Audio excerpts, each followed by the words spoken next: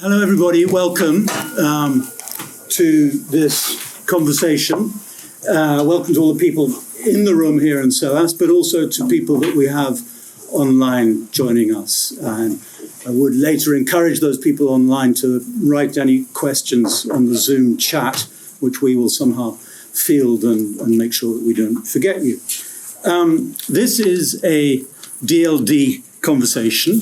DLD is the Development Leadership Dialogue, and my name is Christopher Cramer, and I'm one of the three co-directors of DLD. What we try to do is to bring together people and perspectives who aren't always in the same room to have a constructive dialogue around strategic global development issues. And I can't think of a better example of trying to do this silo busting than to have the speakers that we've got today discussing the issue that we're discussing today, which is, to pun very badly, a very critical issue. A large proportion of the world's minerals and metals that are deemed critical for low carbon technologies for the green transition are, not all of them, but a large amount of them, in low and middle income countries. And many of those countries are hoping that they will be able to leverage the high value, market value of those so-called critical minerals to help generate wider diversification and sustained economic development and structural transformation. But there is a sort of dreadful sense of déjà vu. The questions that we have are, why would a critical mineral extraction approach be any different from the long history of highly exploitative natural resource exploitation through much of the world? What hope is there for low and middle income countries to avoid the spectre of the dreaded resource curse? What shapes responses to the question, critical for whom? Those are the sorts of questions that we are going to be discussing today with three fantastic speakers. We have, wherever she's gone, Isabelle, our first speaker, is Isabelle Ramdoo, and Isabelle will talk for about 25 minutes. Isabelle is the Deputy Director of the Intergovernmental Forum on Mining, Minerals, Metals and Sustainable Development. She's an economist with more than 20 years of experience in trade negotiations and industrial policy.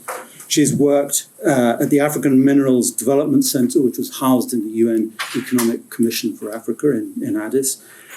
She's worked as Deputy Head of Program for Economic Transformation at the European Center for Development Policy Management, and she's worked as an economist and trade negotiator for the government of Mauritius. And when Isabelle finishes, we will be handing to my former colleague Amir, who's joining us from New York, Amir Lebdioui, who is an associate professor of the political economy of development at the University of Oxford. He's also director of Oxford's Technology and Management Center for Development and leads the Oxford Policy Engagement Program on Green Economic Transformation in Latin America. Before going to Oxford, he was a lecturer in our Department of Development Studies here at SOAS. His first book, Survival of the Greenest, Economic Transformation in a Climate-Conscious World, is open access and recently published, so do try and have a look at that. And then we're going to hand over to our guest, Paul Atherley, who is founding chairman of both the London Stock Exchange-listed Pensana plc and of Tees Valley Lithium Limited. Pensana is establishing one of the world's largest undeveloped magnet metal rare earth projects in Angola. And Tees Valley Lithium has received planning permission for Europe's largest lithium refining facility at the Teesside of Freeport, UK. Sounds like you're levelling up England. I hope you're levelling up Angola. We're starting with Angola. Exactly. Paul's also an advisor and member of the Investment Advisory Committee for the Arch Sustainable Resources Fund, focused on Africa, and has a strong DEIS as well as ESG focus. He's a mining engineer trained at Imperial College London with postgrad qualifications from the University of New South Wales and Deakin University in Australia, and is a strong supporter of women in STEM. So, without further ado, I'm going to hand over to Isabelle to lead us into this issue. Thank you very much. Thank you very much, Chris. Okay, so I'll try in the next 20 or 25 minutes or so to talk about 2 or 3 key issues that countries are thinking about when they are thinking about those critical raw materials. Christopher was asking critical for whom? Can be critical for the energy transition, critical for digital economy, but also critical for the people who mine them, right? And then us people who use the resources. So the question of criticality actually is not defined. It has many definitions. And we're not going to get into that debate, but just keep in mind that when you think about criticality, every actor, every stakeholder thinks that they are the one who needs to drive that conversation, including producer countries, and just be so. I'm just going to give you a couple of data points just to set the stage. Like Christopher was saying, the demand for the so-called critical minerals, or energy transition minerals, as many people call it, is unprecedented. The growth is unprecedented. The graph that you have here is from the latest International Energy Agency Global EV Outlook. It's a very conservative picture. But what it shows you is that if you want to go to net zero, if you want to meet your climate ambitions by 2040, the demand for critical minerals, for what we call here, it's the battery metals, the 5 key battery metals: lithium, cobalt, nickel, manganese, copper, graphite, is going to grow substantially. Today, in an electric vehicle, if you remove the amount of iron and aluminum that we have, which is a lot, you need 6 times more of those 5 battery metals in an EV than in a conventional engine car. That's a lot. And that's a standard normal car. If you take the big trucks that we need to drive on the road, this is going to be even higher. The demand is really strong. By 2030, you need 3 times more of those minerals, and by 2040, 4 times more. So that's a lot in terms of demand. The growth is not the same for all minerals. Lithium is by far the one where the growth is highest. It starts with a very low level. That's why the growth rate is higher. 2023 alone, 30% demand for nickel, lithium grew by 30%, and for the rest, it's between 8 and 15%. They're the key drivers for the energy transition, and those numbers are, I would say, underestimated because it only talks about the energy transition. If you look at the drivers of growth, there are 3 main drivers of growth for the bulk of what we're talking about. The energy transition, so electromobility, batteries in the cars, energy saving technologies, renewable energy. The third one is digitalization, all your smartphones and everything. And today, a car is a gadget on 4 wheels. So it's digital technologies are embedded in all the others. Those are the 3 main drivers, but we shouldn't forget, and that's where when we talk about what producing countries or developing countries are looking at, we shouldn't forget the classic use of minerals, which is infrastructure, construction, etc. So this is very important. That's for the demand. In the short term, there is a massive supply gap. When I say short term, it's by 2030, 2035. There is a massive supply gap between what we currently have and what we will need to actually meet the 2035 targets. The supply gap is wider for some than for the others, for obvious reasons. Some of them are harder to get, others are in China, and it's also because the amount that you need in the technologies themselves drive that. The number of mines that we would need, and this number, the engineer will be able to tell us more about that. This number is also kind of, what do we mean by mines? The greenfield mines that we would need to bridge the gap is enormous. And I will tell you a bit about the characteristics of minerals, and you will see why these numbers are very concerning. And it's estimated that by 2040, you would need about $800 billion in investment to get there, which is a lot. And the investment market in a sector like mining, that has been known for price volatility, for kind of cycles, is not always given. There are some key characteristics of the mineral sector that we have to bear in mind when we think about what governments are doing and what they can do. We all know mining is finite and exhaustible, but there's no short amount of resources in the ground. We're not short of resources, we're just short of projects that can make those resources work. They're location specific, which means that they're very concentrated in certain places compared to others. That has implications for the current geopolitical tensions that we see. The deposits are not evenly distributed, and it's linked to the location-specific and linked to geopolitics.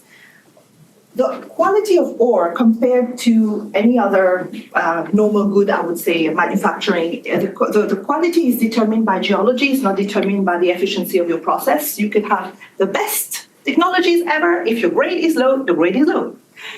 And then this impacts the economics of processing, because the low-grade ore is more expensive to transform than high-grade ore.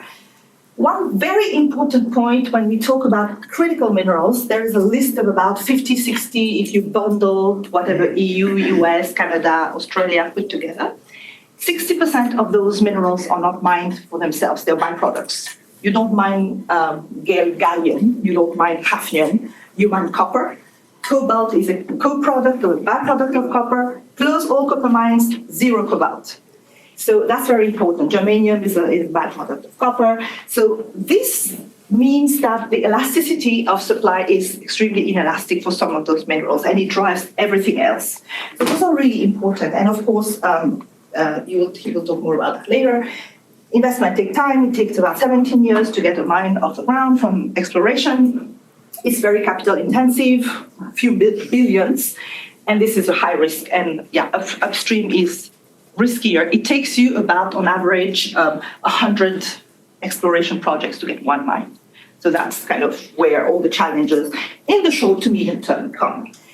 Now, in the longer term, obviously, if all the projects that we have in mind come on stream, if you have you are able to recycle some of those, not all of the metals can be recycled. If you can increase the recycling rate, if you reduce the mineral density of your products, you use less mines with more efficient technologies.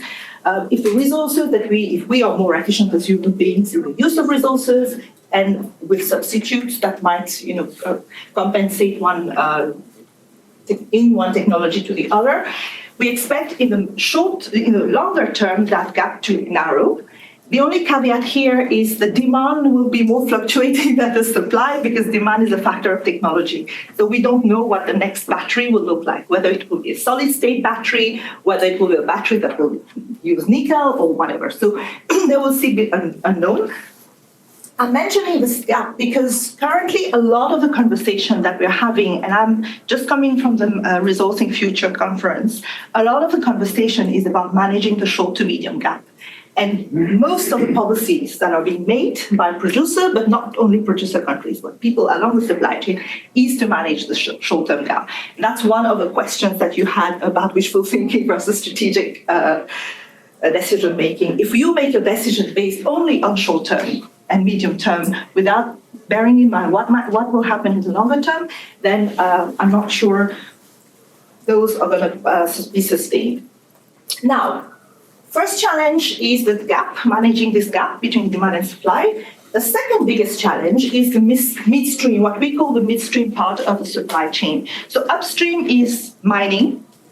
Midstream, so you get the ore out. Midstream is refining, concentrating, refining, smelting. You're still in the mining business, but you're removing the dirt and you're making it more pure. We call this beneficiation. And then downstream is you turn whatever into a technology, or it gets into a battery or a car. The midstream is the one currently with the biggest challenges and risks. These two graphs show you where the minerals are being mined. And you see here the importance of China in two of the ones where China has actually the resources, the reserve, they're mining it.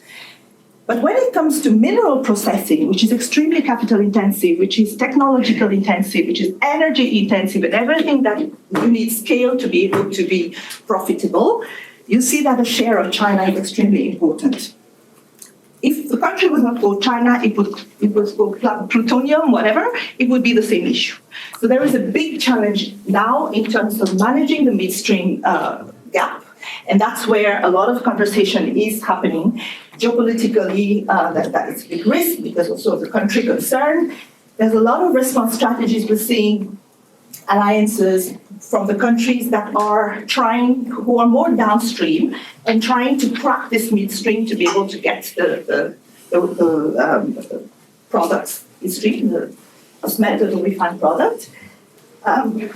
So you've all heard about those alliances, the Mineral Partnership, Security Partnership, the MOUs that countries are signing to secure access, a lot of bilateral deals, and then a lot of public policies. And this is very important because we are talking here about what does that mean for producer countries. Australia is a producer country, Canada is a producer country. Producer countries are not the only one who are making actually industrial policies, which was not the case 15 years ago. You would talk about industrial, I worked in industrial policy for many years. From a developing country, that word was a taboo anywhere else. Today, tell me one country in the world that doesn't have an industrial policy. It's called Inflation Reduction Act. Has a different name, but it's the same thing. So that's an important point because there is also a competition across countries in the world to do industrial policies to be able to reshore at home because of risks, to nearshore, to do it next door, to friendshore, to do it with like-minded countries, or to do it with bilateral, or to source from bilateral producers. And for producer countries, they see two opportunities here. One is to reverse the curse. Christopher told us very clearly earlier about the, many decades and centuries of countries being trapped into resource extraction from pit to port structure. That's one opportunity for them to, with high prices and secure market, to know that, okay, we have a bit of an opportunity here to do something different, but also to respond and to become supplier of choice. I mean, this is a strategic decision. You've got opportunistic decision in the short term. You've got real economic opportunities to actually drive change, and you've got strategic decision. So it's the three. So what I want to say here, I want to talk about two things. I want to talk about the two types of opportunities that we're seeing. We are seeing renewed opportunities to add the next level of value, to stop exporting unprocessed goods, which has, of course, lower price than if you sell something which is more transformed. And then there is also new forms of downstream value chains. For those of you who are following what's happening on the African continent, you will know that Zambia and the DRC, the Democratic Republic of Congo, have a partnership to develop a battery supply chain. The same in some other parts of Africa. It's not as structured as this, but countries are really setting up. Morocco, for example, is doing automotive manufacturing, clean. Namibia is doing hydrogen, etc. So South Africa, PGM, platinum group of metals complex, to be able to go beyond just mineral economies. And interestingly, this is not done one after the other. Countries are looking at this as concurrently doing these policies just to make sure that so you don't necessarily have to wait for you to add value to your mineral to be able to develop an industry. So countries are looking at this from that perspective. And obviously reasons for that, besides the geopolitical aspect, is rising demand from the local people. There's a lot of expectations. New mines are in places where people have seen before that local communities have not benefited. So there is expectations. You have to respond to those expectations. Different types of benefits, jobs, procurement, other industries, you develop a whole ecosystem around infrastructure that can create feed roads for other forms of diversification, etc. And for many smaller countries, very tiny markets, it's also a way for them to work together as regions. And we've seen this in many African regions where they're actually developing regional value chains around mining. And measures, which is very interesting, those are very classic industrial policy measures. Here are more, I would say, stick measures, export restrictions, performance requirements in exchange of state support, market reserve. Like Indonesia, they have policy there in telling companies, we are asking you to add value on the condition that you will get access to this, or otherwise we'll just put an export restriction on you. Local content policies for the jobs and everything else that goes along this. But there's also a lot of incentives and subsidies that governments are doing. Not so much in producing countries, obviously, because this is costly, but incentives may be in the forms of tax breaks and more classic industrial policies related to what you can give to investors. Is this? I think it is necessary, but is this sufficient? And I think we will be talking now about the extent to which some of those policies look nice on paper, but actually there are conditions for those to work. I always like to tell to people when they ask me, oh, well, does beneficiation, will that work? Like, well, if somebody doesn't beneficiate it, we will never get those minerals in the first place, so somebody has to do it. But then, doing it only, as I was saying earlier, as a short-term policy, looking only at the next 5 years, not knowing whether, if you're a cobalt-producing country, whether cobalt would be needed in batteries in 10 years from now, that's a recipe for disaster. And I think very important to make sure that it is not only synergized with what the government has in terms of its own long-term development objective, but also what its partners have in terms of long-term development objective. And this is a bit different from what people were looking at in the future. When we were developing industrial policy way back in the 1980s in Mauritius, we were thinking about ourselves. Today, the world is interconnected. It's all connected. You cannot develop your policy based on your own, especially if you're a small country. And that's very important. And obviously, there's a lot of issues. The reason why a lot of countries are stuck into this trap of exporting raw materials, there are structural weaknesses that are linked to the industrial base, industrial capabilities, a skills gap. What we're talking today, it's extremely high-tech, so you need skills levels that are very specialized. Business climate very often takes a lot of time to get a permit. So all those structural weaknesses that have crippled countries still have to be addressed. They haven't gone away. They have to be addressed. And there's also a lot of governance challenges around corruption, etc. So I wanted to just give you two examples about technologies that have, policies, same policies in two different countries have worked, and blanket policies or not, that have worked in one case and not another. So it really illustrates the fact that these minerals are not equal. All those characteristics that I mentioned earlier are very important to bear in mind. And Indonesia. A couple of years ago, I think it was in 2013, the government of Indonesia announced that it would require mining companies to add value locally, so to build smelters. Otherwise, they would face a ban on export. And that was initially on, I think it was nickel bauxite. They added others later on. Adding more now, sorry. So that policy worked in one sector and failed lamentably in another for reasons that are very obvious.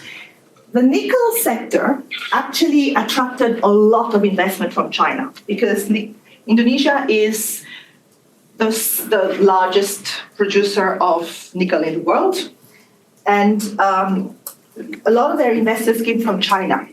They were not the main higher grade nickel producer. That's very important. That was Russia. Russia is still today with ban. So unfortunately today the top three nickel producing countries are not. It's China, it's Indonesia, and it's Russia. So at that time, the kind of nickel that Indonesia was mining was not the highest grade. The investment in China came with a technology that other countries didn't manage to get right. Australia tried, it didn't work. It's called high pressure acid leaching. It's a technology that uses a lot of chemicals, has a lot of environmental impact, but is extremely efficient, very energy compared to others. It uses a little bit less energy than others, and it's extremely economical. So Chinese investors brought the technology that they managed to work in their country, brought it in Indonesia, and made it work. A lot of companies opened, a lot of small ones failed, of course, but it worked. At the same time, the bauxite companies, same measure, same country, bauxite companies walked out because they were not sure that Indonesia would have sufficient feedstock to keep the smelter running over time, which was not the case for nickel. They had, as the biggest nickel producer, they were sure that they would have the nickel for a couple of years to make the companies economical. Most of the bauxite today, I think it collapsed by 90%. Everybody went to Guinea. And the bauxite sector in Indonesia today is nowhere close and will not pick up. So it's dead, literally dead. They produce a little bit, but they lost the market. DRC is very interesting. It's one mining company, 2 concessions. The first concession, copper, prime copper, really, really high-grade copper. The same government had a beneficiation strategy. The policy was you have to do the smelting in place. The company did it for copper. They were ahead of time, so they're delivering the smelter way before, a year and a half before the time that they promised, working brilliantly well. Greenfield project, pristine, high quality ore, a lot of stock in the ground, worked very well. The same company bought a brownfield mine from another company, a couple of kilometers down the line, a zinc mine, brownfield project, only 15 years of resource left, high quality resource, but only 15 years. When the government asked them to build the smelter, the economics didn't work. So they told the government, either we are not going to be able to make this, not going to work. The government, because that was a brownfield project and they knew that after 15 years that would be the end of it, they actually offsetted the investment into other economic sectors, fisheries, agriculture, etc. I saw a video recently, it's working quite well, instead of diversifying away. So it shows you this one, there were negotiations, the policy is there, it's not a blanket, it is a policy that is supposed to be blanket, but if you negotiate it well with what people want actually as value, people want jobs, people want to have sustained livelihoods. They don't care about the worst job in the mine, it pays well, but maybe not. But so I think these examples are not unique. It shows you that there's no one-size-fits-all policies. You can't apply blanket policies. This is not going to work. You really need to assess the long-term viability of projects on the basis of the different elements of your resources. At the end of the day, sometimes you really have to think about the bigger picture, which is where your country wants to be in terms of long-term development. There are a couple of success factors, and I will also be mindful of time. I won't go too much into details, but those are things that I mentioned earlier. Scale and access to feedstock. If you don't have enough resources, forget about it. It's not a question of should I beneficiate or should I not beneficiate. It's not going to work. It has to be cost effective because this is a very competitive sector. You've got other companies, other countries out there who probably can make it better. But if a country can have, things like cheap energy, be able to get access to capital, that is probably going to be something that will make the project succeed. It's very important to talk about other inputs than mining because refining and smelting is actually metallurgical and it requires a lot of chemicals and reagents and stuff like this. And access to those kinds of things, if you don't get it, your company just doesn't work. So you need to have access to all those other inputs. You need to have good infrastructure. There shouldn't be any delay because that is going to kill your industry. Infrastructure obviously is key. And for smaller minerals, the minor minerals, it's actually not proximity to the production market that matters. It's proximity to the consumer market because the margin is really, really low. So this is very important. 60% of critical minerals are byproducts. So, the question of beneficiation is really a factor of many, many different things. I just wanted to mention one last thing, which is the second part, things that governments are thinking of, which is also very complicated to figure out. Entering into those segment supply chains like battery supply chains, etc. The downstream sector, which is these kind of things until the end user product, actually is about 80% of the value of the market. It's very attractive, and that's what's driving interest in the sector. But it's extremely complex. It's way more complex. The mineral supply chain is linear, right? Extract, refine, blah, blah, blah, and then that is very linear.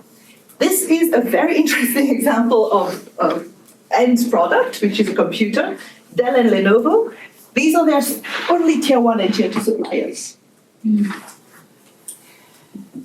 Very complex. It's an advantage because you can find a niche if you can. You can fabricate something if you have cheap, that is not necessarily very high tech. You can do light manufacturing, basically in that. But it's also a disadvantage because it's cutthroat competition. And so a lot of countries like mine in Mauritius, where we industrialized, we actually started with light engineering, and then you kind of work it back once you get talents, etc. So that could be another way of thinking about adding value to your resources. You don't have to have the resources to have assembly of car sector. And the difference between the two, I think people sometimes also conflate the value chains and supply chains. That's something that is also important to see. The complexity of the two is very different, and there are very, very clear things where you've got more complicated to do. In one sense, the downstream value addition because of the technology and the investment that goes in it. But on the other side, here you have a bit more chance to get into the market. But there are, of course, prone to a lot of uncertainties, etc. And I will say local markets are not enough. Look regional, look global. Regional cooperation is very important, especially for small countries that are too small to have a market of their own. So that's something that a lot of, for example, African countries are looking at. They've got an African mining vision. They've got regional coordination, cooperation, regional organizations that have FTAs. And they are now looking at it from a continental perspective. It's quite important because it also provides feedstock from other places that you can build on. So that's important. And obviously, global partnership. I mentioned this earlier. Not going to go into details, but at the end of the day, if you are not the end consumer of your product, you need markets outside, and those partnerships are key. And so success is never guaranteed. Thank you. Thank you very much. Thank you, Isabelle, for giving us the context and highlighting a number of really important issues that I'm quite sure people will have questions about. But before we bring in those questions, let's first move to our next speaker. And today we've got two Amirs for the price of one. It's the Amir twins. We could see on two screens, Amir. So, Amir, let me hand straight to you for 10, 15 minutes, if that's Thank you, Chris. You have two of me, but I'm not sure the quality of the presentation will double. So bear with me. No, first of all, thank you so much for organizing this very important discussion. I think that the DLD really struck the chord again, right, with framing this important issue of critical minerals in a really interesting way, right? And that's the whole challenge, how to move from a wish list to an actual development-oriented, pragmatic strategy. Sorry that I couldn't be with you today, but thank you for having me anyways.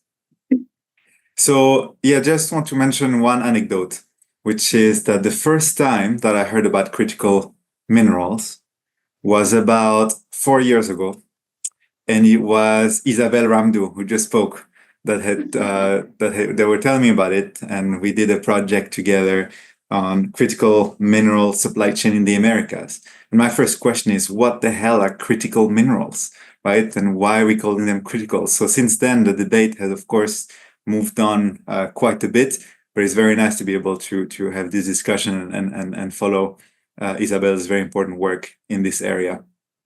So the first point to highlight is history is full of technological revolutions that really affect the way we consume and produce things. Today, the environmental agenda is disrupting many different types of supply chains, and which leads to the increasing demand for these type of minerals that are key input for low carbon technologies. Now, there is something that is quite peculiar about the current green technological revolution that we're experiencing.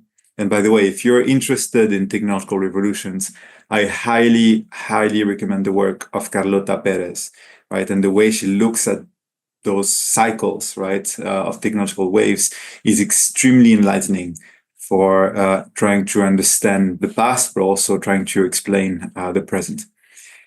There's something that's quite specific about this current wave of green technological revolution, which is the pace of technological innovation around low carbon technologies. And this has a huge implication on how to look at critical minerals. As Chris said in his introduction, criticality is very subjective, right? What is critical today might not be critical tomorrow, and what is critical in one country might not be critical somewhere else. So here we really need to define this concept and really understand who is defining, right, the criticality of a specific minerals. And I remember this was one of the main projects that we had done with Isabelle, right? And looking at, actually a lot of those lists come from the UK's definition and this list of critical minerals, which is different from the US one, which is different from the Australian one. And many developing countries have not gone through this exercise of defining what are the critical minerals to them. But when we hear about critical minerals, and I think many of you have in this room, you often have this argument that this is a new window of opportunity for developing countries, right? Many of the world's critical minerals are in Africa, are in Latin America, are in South Asia. So this is, the way they can enter those new low carbon supply chains. So there's many reasons to rejoice, right? And on the back of a lot of the data that Isabelle presented. And in my talk today, I really want to debunk this argument and this myth. The first thing to say is when we look at the evidence of which developing countries are managing to successfully upgrade in different low carbon value chains and export low carbon technologies, none of them are succeeding because of their natural resource endowment, right? But they're succeeding because of their pre-existing industrial capabilities, in industrial sectors and technological capabilities. For example, I'll give you 3 cases. Malaysia has managed to become the second largest exporter of solar cells, right? And it's not thanks to Malaysia's natural resource endowment. It's actually thanks to Malaysia's electronics industry, because the technology to produce solar cells is very similar to the technology that you need to produce different types of consumer electronics. Mexico is exporting electric vehicles, right? And that heavily relied on the pre-existing automotive assembly sector, right, which enabled the acquisition of different type of capabilities that was key to attract this type of investment, of course, alongside demand from the US neighbor. Brazil, another very successful case of a developing country that managed to produce very competitive wind turbines, right? So competing with Denmark, competing with Chinese firms, competing with Spanish firms. And in Brazil, again, the reason why they become so good at producing wind turbines is because they could leverage their pre-existing capabilities in aerospace engineering, right? Because the technology to build wind turbines is similar to technology you need to build turbines for airplanes, right? And the Brazilian company Embraer, and I think this is something for those of you studying at SOAS, you probably learned a lot about this case from Jonathan Dijon, but this is one of the few companies that managed to disrupt the competition around aerospace manufacturing. You only have four large airplane manufacturers in the world, and one of them is Brazilian. So if you look at those cases, these are the countries that are really able to export low carbon technology products. It's not just for it's not just about the endowment of critical minerals. The second aspect, the second trap is the technological disruption. As I mentioned earlier, because the pace of technological innovation is happening so fast, we don't know what will remain critical tomorrow, right? So some countries have very large lithium reserves or cobalt reserves. But if you take a historical perspective, you realize that many minerals have been critical at some point and they stop being critical as soon as a new technology emerges. So today is the case for lithium and cobalt, which are used especially in batteries. But as Isabelle mentioned, there is a lot of resources being poured into R&D for alternative batteries that use substitute minerals. When we make this argument, we're not just making a theoretical argument, right? This has happened in the past. And just to give you an example, Chile, which today is one of the largest, if not the largest producer of lithium in the world, is counting on expected demand for batteries. But this is the same country that almost exactly 100 years ago used to largely depend on the extraction exports of natural nitrate, right? And a German scientist by the name of Fritz Haber, don't say his name if you're in Chile, because you're probably going to bring up some negative memories. But this German scientist figured out how to synthesize nitrate. And basically, from one year to the other, the Chilean economy went through a deep economic crisis because it was so much cheaper, right, to synthesize nitrate than to import it from Chile. Same with DRC, which is also the largest, which holds the largest reserves of cobalt in the world. Cobalt, a few decades ago, the main use for cobalt was to produce magnets. And because of supply issues from the DRC, scientists figured out how to build magnets with substitute minerals, right? And the value of cobalt just went down. So there are very specific instances, right, throughout history of this happening over and over again. And there is no reason why this should not happen again. And this is why countries need to be very careful when designing their policies. The third trap is the idea of value addition, right, and forward linkages and processing. Sometimes it's a great idea to process, refine the mineral, add value, and build downstream supply chain. It is not always a good idea, right? For example, Isabelle had mentioned the case of nickel and bauxite in Indonesia. And here you see that there is an interesting dynamic of basically the monopoly and monopsony, right? And how that affects the viability of your value addition processes. If you're not really a big player in the production of that commodity, right, the type of tools that you can use their suitability really varies because other countries can find it somewhere else. There's also the issue of resource availability, right? If you don't have much of it and you start to build a whole industry around it that uses that for exports, you might actually run out even faster, right, of that resource. And then you might have to start importing that resource to keep your downstream industries going. And sometimes that can affect the cost viability of your projects. And this has happened to many countries in the past. There's also the issue of volatility, right? So if you're building value, downstream value addition, if you're refining as a way to reduce your exposure to a volatile commodity, well, it actually depends how far down you go in the value chain, how far down you process the commodity to reduce volatility, right? For example, petrochemicals. If you just produce basic petrochemicals, they're just as volatile as oil, right? So you need to go into the production of lubricants and plastics and other goods to reduce the amount to the transmission of volatility down the supply chain. So now I've given you basically all the pessimistic view, right, of what are the things to watch for. Now, how to take into account those considerations to design better development policies around critical minerals. The first aspect is the key role of technology foresight units.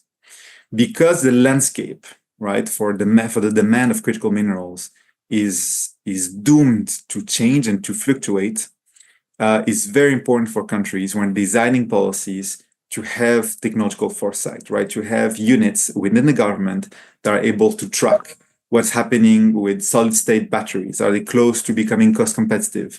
Or what's happening with nuclear energy, right? Or what's happening around regulations, or what's happening with nuclear fusion, right? How close are we to breakthrough, right? For this used in electricity systems. And then adapt. So I understand the level of risks and make a calculated risk, right? In terms of policies towards value addition.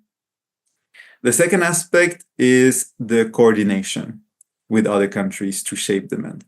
So when we talk about critical minerals, there's one thing that, and especially this process of technological disruptions, many developing countries are in the passenger seat, right? They're kind of passive observers of those innovations. Some of them might benefit their countries and their minerals, some of them might disrupt it. But when you look at who's able to shape this process, it's typically stakeholders in China, right, which are driving innovations around solid-state batteries. In Japan, where the government was heavily involved in hydrogen-based batteries, same in Germany, or in the United States, right? But these countries are basically able to shape, and the technologies that will become the most cost competitive are not those that necessarily make the most ecological sense or economic sense, right? It's driven first and foremost by their own economic interests. So developing countries basically are in this passenger seat. How can they move to the driver's seat?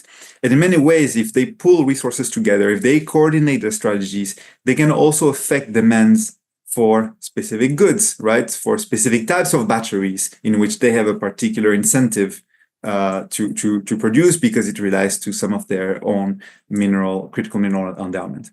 But this level of coordination that you need between countries also sheds light on the key role of industrial policy, right? The word that used to be taboo for many years and that today has become, very obvious everywhere and a key point of conversation. And here, green industrial policy is particularly important. So I started with a very pessimistic view, but I really want to emphasize that countries cannot quite give up.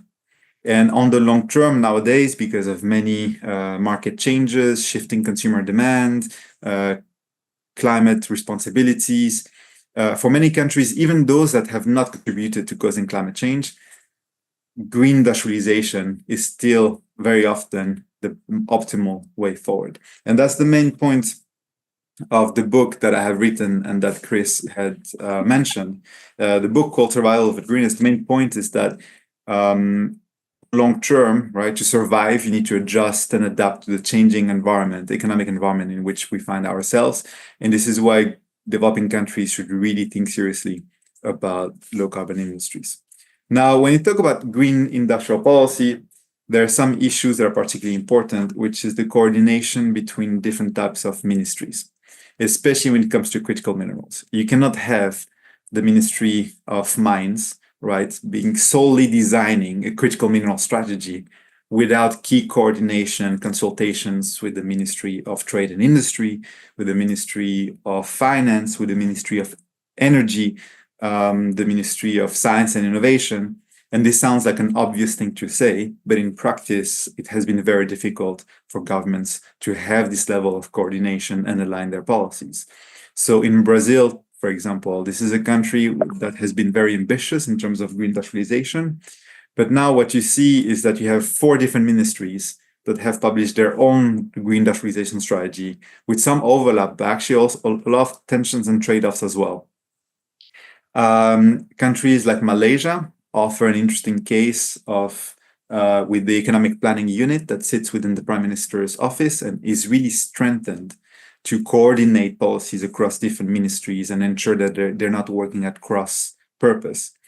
China took a very radical measure in 2013 with the complete elimination of its Ministry of Energy, because they realized that energy issues were actually transversal, right? It involved many different types of ministries. So they completely eliminated it and replaced it with a National Energy Commission, right? Where different ministries are represented. I'm not saying that this is something that other countries should do, but it just shows, in the case of China, and perhaps this is the greatest lesson that we can learn from the Chinese industrialization experience, is this process of institutional learning by doing, process of trial and error, and the ability to actually shift organizational structures of the government to see, in accordance to what works best for their own context. Could you wrap up in 1 minute? Amir, sorry about that. Yeah, sounds good. I'll wrap up. And actually, I can wrap up now with something that the dose of realism.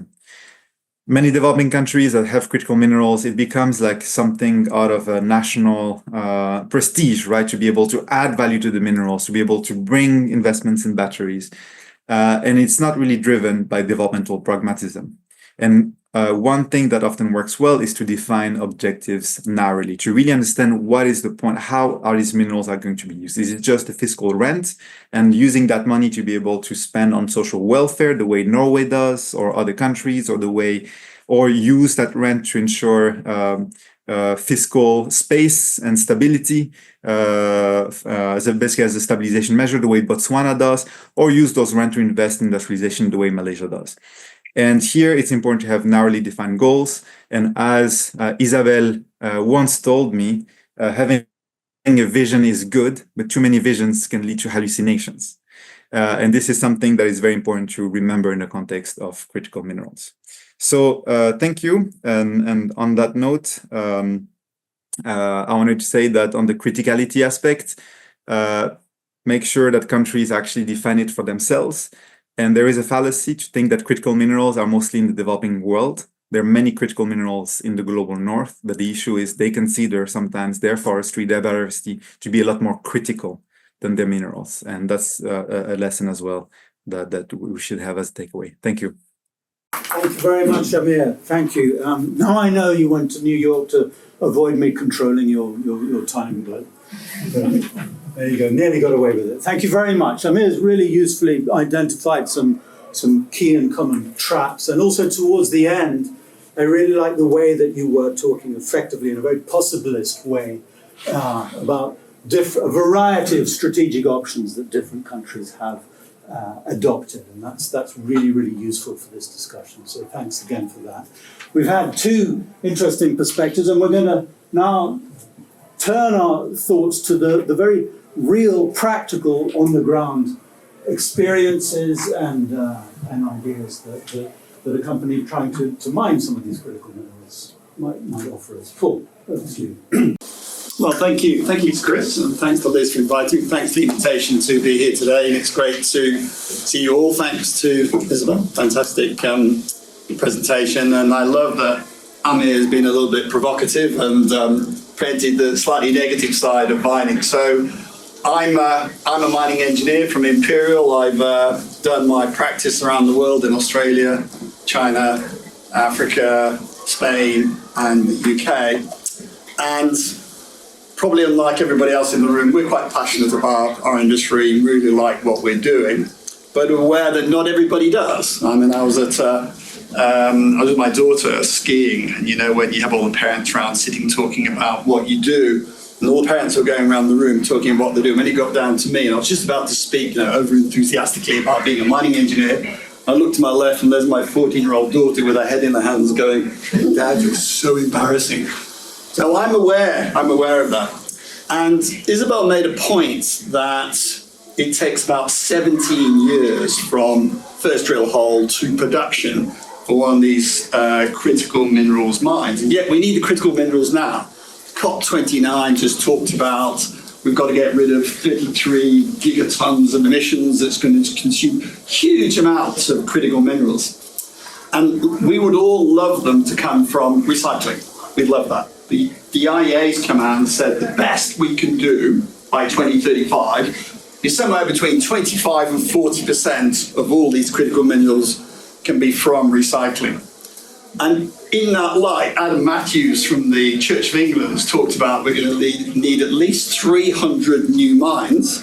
And the benchmark minerals intelligence numbers across all the critical minerals is about 600 new mines to get to the critical minerals we need for 2035. So my question is, where's those mines going to happen? Who's going to do them? And how are we going to do that with a just transition so that we can allow the host countries to benefit from them? I was in Beijing in 2006 when the Chinese government invited the leaders from 40 African countries to be the recipients of no strings attached investment into Africa. And since that date, China's invested $750 billion into Africa. And it's mainly into railways and ports and other infrastructure so that China can dig and ship energy, metals and minerals to China for refining. So right now, today, as Isabelle pointed out, something like at least 60% of all critical minerals are refined in China. And then China produces for the rest of the world solar panels, wind turbines, and electric vehicles. This no strings attached investment, and I'm talking about the African continent here, has generally been welcomed because much of the investment from Europe and the US comes with governance constraints, but is undoubtedly created tensions. And those tensions surround the issue of the way the Chinese companies have done business. Typically, a Chinese contractor will come in, establish a camp, build the project. No opportunity for local employees to get jobs. And secondly, there have been well-documented criticisms of Chinese companies' environmental practices.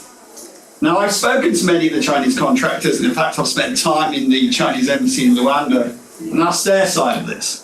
And they explain, no, you've got to understand, this is the way Chinese contractors operate in China. They operate no differently in Africa to the way they operate in China. That's how that country's been hugely successful in rolling out its infrastructure. But the elephant in the room is not that. The elephant in the room is what China doesn't do, and that is invest in downstream. And I'll talk to Amir's point about whether it's good or bad. But China is basically creating infrastructure for dig and ship to China. So I'm here today to talk to you about what we're doing, which hopefully is something slightly different to that. And what we're doing is we've spent the last 6 years, we've spent $70 million in this amazing country of Angola. And we spent it on exploration, which Isabelle points out, highly risky, technical development and environmental development. And we now have a mine ready to be financed, to build. We've delineated one of the world's biggest rare earth mines. It's a magnet metal rare earth mine. Just to explain that, we talk about critical minerals, but one of the key issues is the electrification of motive power is probably the biggest energy transition in history, and we're living it right now. What it means is those electric motors on a electric vehicle, which is basically a copper coil rotated in the presence of rare earth magnets, and all those wind turbines, they rotate a copper coil inside very, very large permanent magnets to generate electricity. So don't forget, the key driver of switching from fossil fuel power generation or motive power is electrification of motive power. You need these magnet metal rare earths. We've developed a project. We're going to spend around $350 billion developing the project, capital expenditure. And we will spend, over the 20-year initial life of the mine, around $2.3 billion, with as much as that we can to be spent locally on the ground. We'll generate around $6 billion of export revenue, and $1 billion of that will pay direct taxes to the national government and the local government. That's not the indirect taxes for employment. We will create around 2,400 jobs, and we'll be supportive of local businesses and local farmers. The other thing we'll do is we've had an independent assessment that's indicated that we will reduce emissions by about 4 million tonnes of CO2, which is equivalent to about 1.5 gigawatts of fossil fuel power generation. We're proud of what we're doing, but the question here today is how are we doing it? And we've got three criteria. Number one is we only want to go somewhere where we're welcome. And so the Angolan government has got a policy at the moment to diversify to tourism, agriculture and mining. And as part of that, and Amir mentioned it, and Isabelle's mentioned it as well, is you've got to create a fiscal framework that triangulates the needs of the financiers, the needs of the investors, shareholders, and the needs of the government. And part of that triangulation is it's got to be attractive enough for people to invest, but at the same time giving the host country enough return. And there's a subtlety within that, is that some countries, or increasingly countries, are looking to reward those companies that are willing to make investments in downstream investment. So to Amir's point about is it a good thing to go down to the midstream, governments think it is. So they will reward you by encouraging you to make that higher investment with the appropriate fiscal terms. So having done that, having put yourself in a position where you've agreed at the national level, you've got to consider the other two levels. So we arrived late one Sunday night in Flambeau, and the incredibly impressive provincial governor, Joannalina, she had all her officials lined up at 7:30 in the evening, Sunday evening, and each one had a label in front of them with their name on and their responsibility. And she said, "This is my team, and anything you need, you just come to the relevant person, I'll get it for you straight away." And then we went down to the local level where we're working with the farmers and businesses. And I'll slightly challenge Amir again on this. Amir talks about fiscal take, and he talks about the national level return for mining. What people really, really, really want is jobs. Average income per day in the area where we're investing is $2 per day. We're creating jobs in that environment. People really, really want that. So we think that being aware of the three levels is really important. The second thing that we look at is my CEO, Tim George, who I hope is on the call tonight. He committed from day one to do everything we're doing in that country to the highest possible international standards. Doesn't matter whether it's Flambeau or Hampshire, the same or better standards. And the first thing we did, we published a paper on sustainable rare earth development, put it on our website and said, that's what we're going to do. And then since then, we've had various bodies come through and review our work. In 2022, we had the S&P Cicero group come in, gave us a light green rating. And just recently, we won a gold award from EcoVadis for the work that we're doing in the country. So huge kudos to Tim and the team for doing that. But the final thing is, we made a commitment early on that we would seek to move downstream. So instead of digging and shipping, we've seen so often from Chinese investors, we want to see if we can do something better, go downstream. Now, going downstream in rare earths is really complicated, really, really hard. This isn't just beneficiation, this is complex chemistry. So we had to bring in technology, transfer technology in and train people to do it. That's been hugely successful and hugely welcome. As a result now, we've got 95% of our employees are Angolans, which is very exciting. And just to wind the clock back at the beginning of our journey, I got a phone call from the professor of geology at University of St Andrews. And he said, I've got a brilliant young Angolan geologist here. Will you sponsor her for her PhD? So I said, no, I'll give her a job. So Geraldine, when we interviewed her, she had tears in her eyes. She was talking about, she was bringing her geological skills to her home province near Cramer, and she could use them to create jobs, define and find the critical minerals we need for the energy transition. Geraldine's been a star. She's gone on and she's been part of a team that's made a brand new discovery called the Kula discovery. She's been our media representative, and she's just recently been appointed our country manager. And when this new Labour government came in and sent them their Minister for Africa, we were very privileged that Lord Collins, the first country he went to was Angola. The first project he went to was Longonjo, and Geraldine was there to host Lord Collins. So a great story about, and I'm a big supporter of, as was mentioned, women in STEM. And I just kind of view that if you share a little bit of encouragement, like the blue touch paper, anything is possible in that regard. I view that engineers make the world. Women engineers make it better.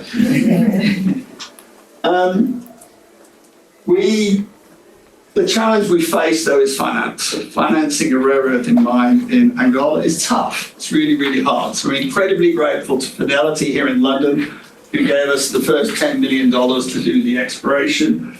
And we had another big institution here in London, M&G, that's been backing us corporately now for the last 2 or 3 years.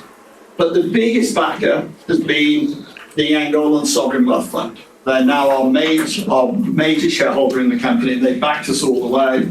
And we're now working with them and a lender group. The lender group is a South African bank and an African multilateral development bank and an export credit agency. There's a consortium. They're the ones who are actually financing the mine. So we're incredibly grateful to them. We've also received a technical assistance grant from the US government, International Development Finance Corporation, and encouraging support from various Japanese government agencies.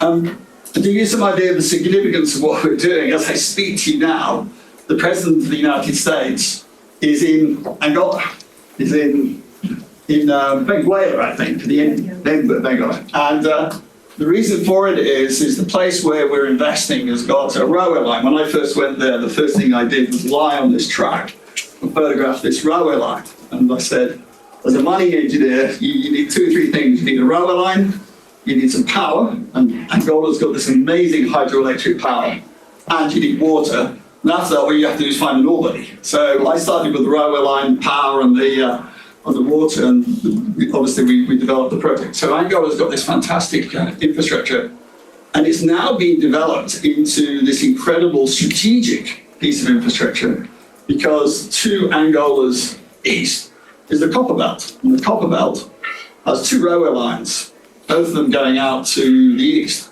So here's an opportunity for this Lebito, the old Benguela railway line, to actually bring copper to the port of Lebito along what's now called the Lebito corridor.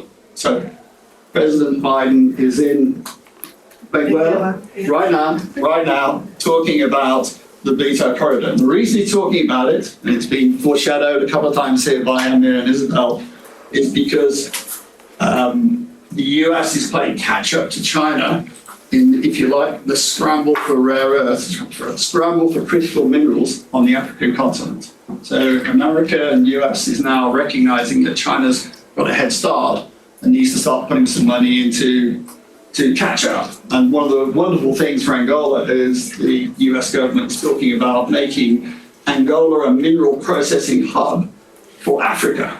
There's this brilliant reward for having this infrastructure and this being resource rich. So here we've got the US government, the US president telling us this is where we need to be investing. So we're very, very happy with that. I would also just like to sort of wrap up and in summary and say the 3 things. One is we've got to be welcome where you go, but welcome at all 3 levels. That you can't just do a deal with the national government. You've got to be able to go all the way through. Secondly, really, really important, there is no compromise on standards. You have to go out there and, again, huge kudos to the Angolan team led by Tim to get those awards. Not often the mining companies get environmental awards. But thirdly, we fundamentally believe, and we disagree with Amir, that we do need to go downstream. Otherwise what happens is you end up with a whole bunch of mines all over Africa. Africa simply becomes a quarry to one country, China, that has all the midstream processing. That's not good for Africa because it transfers pricing to China. It's not good for the rest of the world.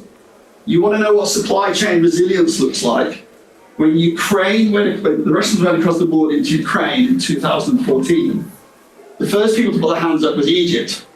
Because Egypt gets all its wheat from one country, Ukraine. They basically weren't able to feed the population if that stopped. We now have a situation, as we saw on the graph today, where over 60%, sometimes over 80% of the critical minerals that we need on this planet for the energy transition is controlled by a single country. So we think that where the resources are, we should start progressively to move downstream. Not just good for the country, because you capture more value, it stops that leverage, and it creates what we call, and what we're trying to help with, is a realignment of supply chains. There are multiple supply chains. So you talk about what is the advantage to a country like Angola. The advantage is Angola becomes part of a different supply chain, doesn't have to be dependent on the whims of China anymore, can supply China, but can also access Europe and access North America. So I'm going to leave you with, I asked our Angolan team, and I said, what's your thoughts? I posed them the same question here today. And I got them to put something together. So just a few sentences from our Angolan team. And they said, Pensana's innovative investment will create thousands of badly needed jobs and support local businesses and farmers. And they said, we hope that it will inspire others to invest into major projects in Angola. And perhaps the collaborative investment approach can become a template for the 600 new mines the world needs for the energy transition. I think that's a wonderful way of summing it up. Thank you very much for your time.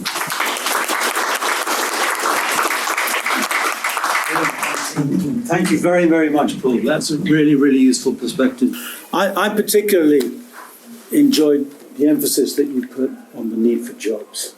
And I think that really needs saying it again and again and again. You touched, interestingly, towards the end on the geopolitical context and tensions. And that I think takes me. I just want to ask two questions of all three of you, and then get you hopefully talking to each other before we open up to the others. Liz, how long do we have?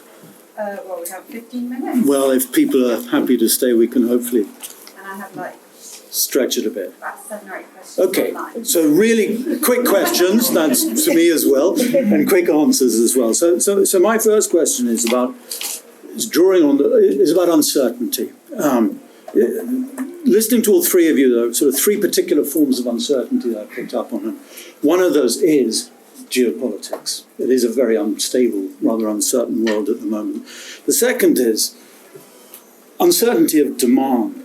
Yes, we're undergoing a huge change in automotive technology, but at the moment there's great uncertainty about the pace of that demand.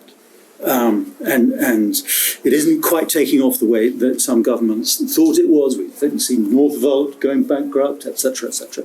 And the third is what Amir talked about, which is technological uncertainty.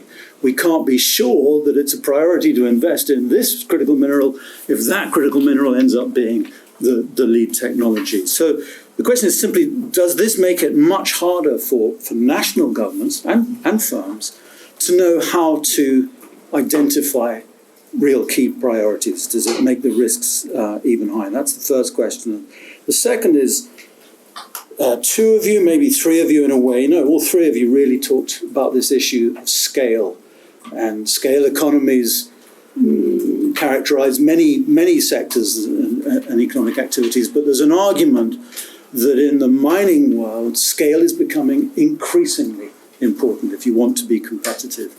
And what you've suggested, I think, Isabelle, particularly, is that achieving scale from a country perspective is going to have to involve collaborating with your neighbours, regional cooperation. And we're talking about not wishful thinking, but strategic thinking. So what are the constraints on that? There's a lot of rhetoric around regional cooperation in South America or in Southern Africa, but what are the key constraints on that? So can I put those to any of you? To Isabelle, do you want to start? Can I start with the second one? Yeah. Because I think this is kind of. I think to me the big challenge we're seeing in regional cooperation is again another good wishful thinking, because the question for each partner, who's going to get the industry first? There are two things. One is geology will determine it. So if you don't have copper, you will not have copper even if you want to have a smelter. Then if you have a few countries in the region, which is the case, for example, on the copper belt, a couple of countries there, then who's going to pool that? And then in regions, you've got countries are not equal in terms of economic power. Southern Africa, where I come from, South Africa is dominant and politically also trying to become dominant. But then you have other countries like Angola coming up with partnerships that maybe South Africa doesn't have. So it goes back to your other question about geopolitics, because this is a very complex, it's making everything more complicated. But at the same time, it's if you pick the right winner in terms of partner, it might help you also drive. I think this is the thing now. Today with the whole de-risking, it's about China, but it's mainly about the big one that you don't want to fail. So it's China, but it could be tomorrow, if whatever copper is Chile, you don't want Chile to fail, right? You don't want Indonesia to fail in nickel. So the too big to fail is that question. I think the other thing about geopolitics is underlying the whole question of energy transition, which we're talking about now. The real issue out there is about digitalization. If you manage to not get caught into the digitalization tug of war, this is the real issue between China and the US. It's not about EVs. It's about chips. That's what it is. So the conversation is broader than energy transition. I think we have to take a bigger picture. The geopolitical question is not going to go away. I think it's going to be becoming even deeper with a whole set of political changes that we've seen and we're likely to see, including in Europe. I think that's clear. And that's going to make things more difficult. Technology, Amir, I think, had a really good point about countries should have more research units to be able to track the technological change. Of course, you will never know what will happen in the next 5, 10, 100 years. But those who are investing in the technologies know where they're putting their bucks. So I think this is something that countries really have to keep in mind. And your third demand? There's Dan. Yeah. Oh. Don't have to take it all. Amir? No, thanks, Chris. These are very good questions. I just want to clarify one thing, which is that I am not against the extraction of critical minerals. But my main point is, how do governments reduce the level of exposure to risks, right? And for instance, just to clarify with an example, today, if I personally was a policymaker in a lithium-rich country, I would rather export the lithium as a raw commodity and make the most of the fiscal revenues, right, from commodity exports, and invest it in other areas of the economy that might be more resilient to technological change, than put all my resources in terms of human capital and fiscal resources into building batteries, which I'm not sure, it's like a 50% in 10 years, that's the type of battery that we'll keep building, right? So that's the main point that I wanted to make. And one of the ways to reduce certainty and navigate risks, as you frame, Chris, is actually focusing on the parts of critical mineral supply chains that have more repurposability, right? Foundational capabilities that can apply to many different types of sectors, as opposed to those that are really dependent on, a specific country's demand or geopolitical risks. So I think that in that context, that's pretty important. And just jumping on what Isabelle said, coordination is true, very important, wishful thinking, but important regional collaboration is also on coordinating demand, right? Through, for example, regional agreements to harmonize standards, to agree on specific technologies that the region wants to focus on, and that can create scale in regions where individual countries don't have it. Thank you. Thanks, Amir. Paul, do you want to come in on any of these issues? Just only one point. I think the place where you succeed is having the biggest and lowest cost operation. Basically, it's economics. The reason why China's so good is that it has everything at overcapacity and drives the operating margin cost down so low it's very hard for anybody else to compete. That makes it very, very hard to realign a supply chain. So whatever your desires are, you can either decide, okay, I'm going to let China do 60 to 80% of all the world's refining of all the world's critical minerals, or you can make a positive decision to start building out and realigning a supply chain.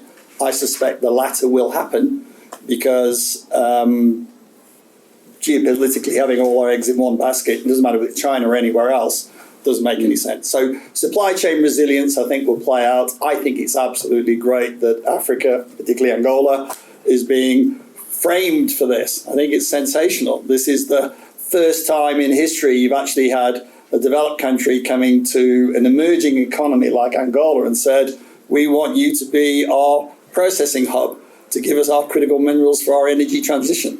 This is a watershed moment for countries like Angola, and I think it's great. I think it's the combination of infrastructure, having the economic minerals, very, very talented government. If I can just stray into the government area for one minute, the Angolan government, I was explaining, the people we deal with are basically Gen X, and they are elected by millennials. And by the way, millennials in Angola are no different than millennials anywhere else in the world. They want jobs, they want all the other things the millennials want. And this Gen X government understands that. They've all been well educated in the best universities in the world, going back to Angola, and they're trying to create that. This is not a kleptocratic baby boomer government that we've seen in the past in certain countries in Africa. It's not my generation, this next generation coming through. This is a sensational watershed moment for countries like Angola to capitalise on these opportunities, and we should back them in that. They can be the realignment of the supply chains that the world needs, and we should get behind them and support them. Very nice. Watch this space. Nice busting a stereotype, a common stereotype about places like the Angolan government. Very, very interesting. I think in the interest of time, we should open up to questions, and maybe we could start with one online and then come to the room. Do you want me to pick a couple? You could pick a couple. Yeah, okay, so we have a question I'd like to hear the answer to, so let's do it that way.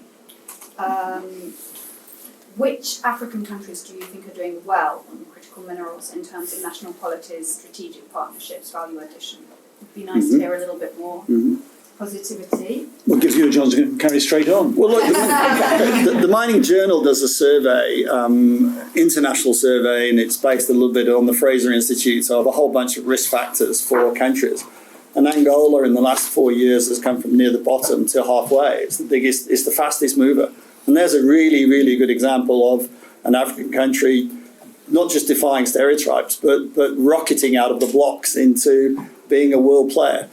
I haven't got that much information on the others. The only other comment I would make is some of the problems we've seen in African countries, and particularly Tanzania, have been transformed by new leadership. And some of the new leaderships in certain countries in Africa are younger, often female, and they are very savvy, very smart. So watch this space. I think we're now seeing certain countries in Africa really changing, just breaking the stereotypes and saying, no, we're a new player, we're going to play on the world scale, and we're going to get the best people to come and support us.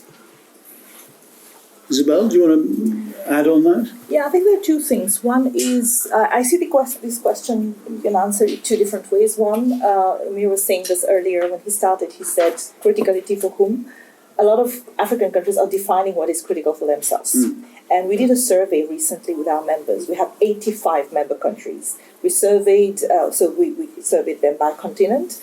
100% of our members in Africa say either they have or they're developing a critical or strategic mineral strategy for themselves.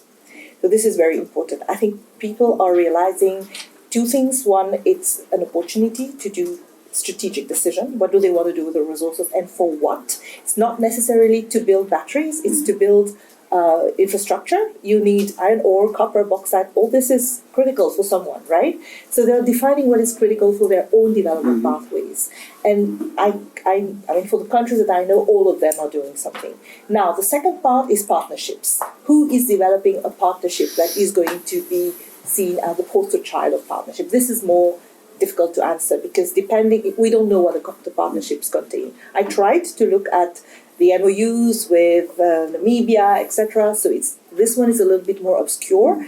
My concern on this one is more of a kind of international trade issue. These partnerships are offtake, or underneath this you have a lot of offtake agreements. So it's not about beneficiation or value addition, it's about security of access for somebody else. So I don't know what is a good example of a country that has an MOU that will ship raw, or a country that is developing a strategy for itself, and then they decide, this is critical for my own economy, this is something that, like Amir said, I don't have scale, so I'm going to export it raw, which a lot of countries are doing. But they don't think, not because if you take, for example, South Africa, they've got about 150 different stuffs that they are doing, including gemstones and industrial minerals, etc. They have quite a lot, right? They are not thinking about adding value in every single one. They've got things that they want to do for themselves, the PGMs. This is working quite well. So I think there's no one answer to this. I would say depending on what you call good example. Yeah, very interesting. Thank you. Amir, do you want to add briefly on this or wait for the next question? You see what I'm suggesting? I used a lot of my time when I presented already, so I'll pass this on. Okay, so should we just take, let's go to you. I saw your hand first, yeah. Hello, first of all, thank you so much for this nice presentation. My question is more on the whole Lobito corridor thing, because it's been quite loud in the press recently. You mentioned a lot Angola, but actually the whole Lobito corridor railway involves other countries as well, like the DRC, for example, and Zambia. And we're mentioning how Angola, through this deal is going really high up the value chain in this sense. But the question is, we're talking about all these collaborations. Is it really that much of a win-win for the other countries down the Lobito corridor, like DRC and Zambia, for example? Is my question. Thank you. So it's a really good question. The fundamental problem is the railway line actually doesn't go all the way into the copper belt. So the big investment, which is what you're referring to, actually has to extend the railway line to the copper belt, and then we'll see it flow. So this is the first time we've actually seen people say they're going to build it out to the gauge that we need to. It just so happens that Angola's blessed with the best bit. The next bit has to be upgraded. So I think once that's upgraded, you will see copper flowing from the copper belt rather than by truck to the Atlantic seaboard, which will be a dramatic change. The other thing that it favours, and for companies like mine, is we want to explore and develop projects within, as the team talks about, within 50 k's of the Lobito corridor. Why? Because you've got a world-class railway line and you've got a port on the end of it. So it actually attracts investment, the infrastructure in its own right.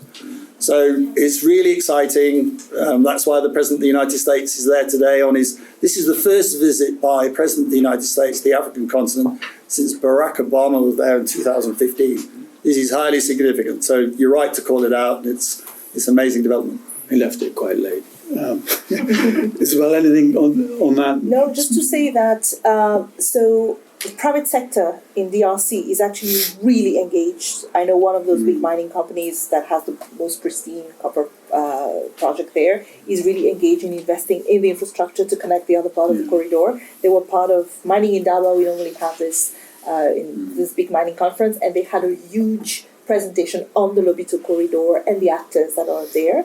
So industry is actually investing now, aligning their investment in infrastructure along the corridor. So thank you very much. Yeah.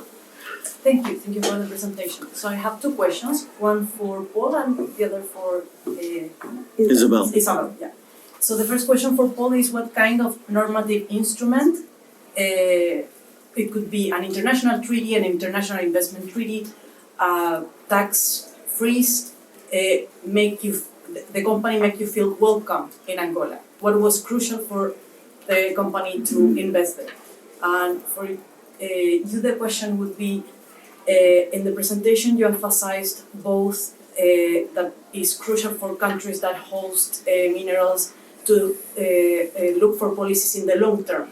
But at the same time, there's this narrative of we have to act now, and there's also a competition. The competition between countries that are rich in minerals is also high. So if you know any policy or regulatory strategy that was able to reconcile. Yeah, exactly.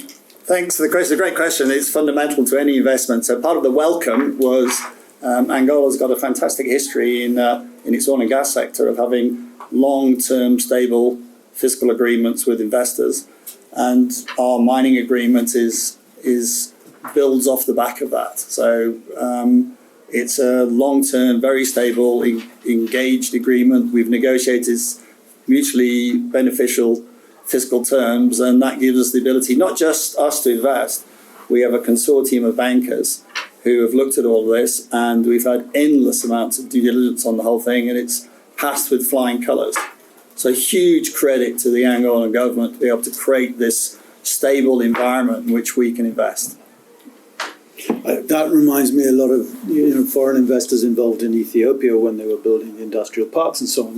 That credibility and stability of government strategy seems to be a very, very critical issue in determining investment. Yeah, and I think it's linked also to that, in terms of what, on the other side, what government is doing to incentivize investors in the short term. I think the long-term point, and Amir alluded to this as well in his part, it's about not looking at that because everybody wants it, but will it make sense in the long run if I invest in something knowing that the technology might knock it off?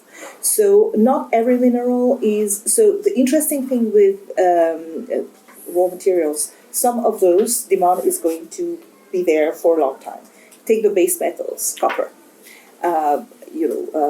bauxite, you need it for aluminum, iron ore, steel, nickel, steel, right? Those kind of things, it's easier to make long-term projections and say, okay, I'm going to do. But for the other ones, the lithiums of this world, the copper of this world, I think governments have, they know, the policymakers, what are those minerals that have a short-term seize the moment opportunity. Then what do?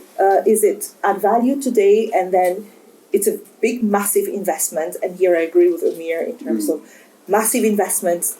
Am I going to recoup it in the future if there is no necessarily need for that? And that's where the incentives and the kind of packages that you can give as a government to investors become interesting. Like you were saying, sometimes the opportunity also lies in diversification. It's not necessarily in the next step of value addition. It's around the one that I was mentioning earlier in DRC, the Brownfield project. The region they were mining, and then the mine went under caretaker. The region was completely run down. People themselves, when the company came, they said, actually what we want, we develop some agriculture and fisheries, etc. That's what we want. So the government and the industry and the company work together to do this offset in terms of diversification strategies, because people want jobs. People are not necessarily looking for an industry that will add value to whatever. What they want is jobs and sustainable livelihoods. So I think in the interest of time, we better take one more online and then one more in the room, if we can. The Grey Smith round. Can we just take one online and then I'll come to you? Sorry, Chris, can I just jump in and say I have to rush to the airport? Well, should we let him go? I think we better let him go. Amir, thank you so much for joining us, and safe travels. Thank you. I really enjoyed the conversation, and thank you again for the so insightful. Bye. Bye, Amir. Bye. Okay, so one probably mostly for Paul, I think. Could you please speak to your investors' due diligence requirements, prior informed consent, especially at the exploration stage? And there was another interesting one about partnerships. I think maybe Isabelle's covered that a little bit, but these kind of, bilateral critical mineral partnership, are they relevant at all? Are they playing any influencing role in investors' decisions? I can answer the first bit of it. The first work you do on exploration is very, very high risk. Isabelle's right. It's 1 in 100 or maybe 1 in even more than that. And it's up to your geos to get excited about it and convince you to put some high risk money in to go and explore. And early on in the piece I mentioned we got Fidelity in London to back us into that phase, which was very, very high risk. And then when we get through all the technical work and all the studies, you get to a point where you want to raise some finance, and then these financiers have legions of people doing due diligence. So we've spent the last nearly 18 months having 4 sets of due diligence by independent consultants, so extensively reviewed by people. And because Angola is relatively new, as in opening up this kind of investment, it's been fundamental from the ground up, from the country level legal system all the way through to the technical and environmental and everything. I'll say everything is done to Equator principles and world standards. So the due diligence part of the whole process is a good 18 months work to satisfy the lenders going forward. So it's a great question. Yeah, I would say yes, because they are actually, most of these, I'm speaking about the MOU, strategic partnerships, right? Those ones are actually driven by security of supply. So they are driven by, it's not the investors, but they are driven by the OEMs, the equipment manufacturers, or by your off-takers. And they have investors behind them. I think the MOUs give the guarantee in terms of markets, which is something that investors consider. This is what I would say. I think you probably can answer that with the MOUs that Angola is probably signing with America. Yeah, I mean, it's good. There's this thing called the Mineral Security Partnership, which is very helpful, and there's other bilateral arrangements I won't go through, but they're helpful, and they give encouragement. But at the end of the day, it's the bankers that you need to get the money out of, and they will see that in the round. They won't look at it as a specific thing they'll hang their hat on. Let's take our final question from the gentleman there, Jan. Yeah, thank you so much. And thank you for this discussion. So I want to bring another point on the table. And we have been talking about Angola, which is a very good example, and you see how it has brought a lot of success in the country. But I want to talk about the DRC. I'm a PhD student at SOAS, and my research is on the informal economy and how the informal economy is wide in the DRC and how many people are actually trading these critical minerals at the eastern part of the DRC. When we talk about the DRC, you are only mentioning the side of Shaba, that is Lubumbashi, Darakan. But the eastern part of the DRC, the main problem is actually this critical mineral. The country is a lot of chaos. And what appears is to say, some people, some companies want this chaos to be there so they can take advantage of the crisis. So you have like many armed groups all over. I walked the area and I visited many villages, and you have like armed groups all over the place. So these people are actually exploiting the mineral, working in collaboration with some nearby countries so they can go and sell. All this is happening in the informal economy. Selling this to countries like Rwanda nearby. So it has been like this for 30 years, even more. So see, this brings another approach. We are talking of how minerals can help these countries to go and get some development. But what do you think on the other side of the coin about this crisis, chaotic situation that is bringing? Thank you. You're completely right. If I can just add very, very briefly and say that we're aware of that and completely agree with you of your concern. It's actually possibly to the north of DRC, the issue with the other militias like the Wagner groups and others who are trading, getting hold of minerals and trading them for economic gain. There's those parts of the African continent that have that, and it's not good. We'd like to think what's happening in Angola is blue chip top stuff. Other countries have got a breakdown in social order that allows that to happen. So not shying away from it, it exists, it's in our industry, but it's due to the breakdown in controls over those countries that allows that to happen. Yeah, if I can just say here, I think a lot of the conversation that we're having here is about large-scale mining that have good ESG ratings, listed in stock exchange. The bulk of what you're talking about is artisanal, really small-scale miners, people who are doing this for poverty reduction and not for business. And that's one of the big concern that we have in terms of the future supply coming from those, like you're saying, sources that you cannot track and you cannot see. There's a lot of discussion happening in other quarters, OECD, etc. You know this better than I do, around the conflict minerals. It's not new, actually. The critical minerals, we did a comparison between the critical minerals list, which are associated with certain things. For example, the tin that was mined in the region, which is a conflict mineral, is actually where the lithium is going to be mined in the future, which is not considered as a conflict mineral, but it's the same region, the same people who are mining it.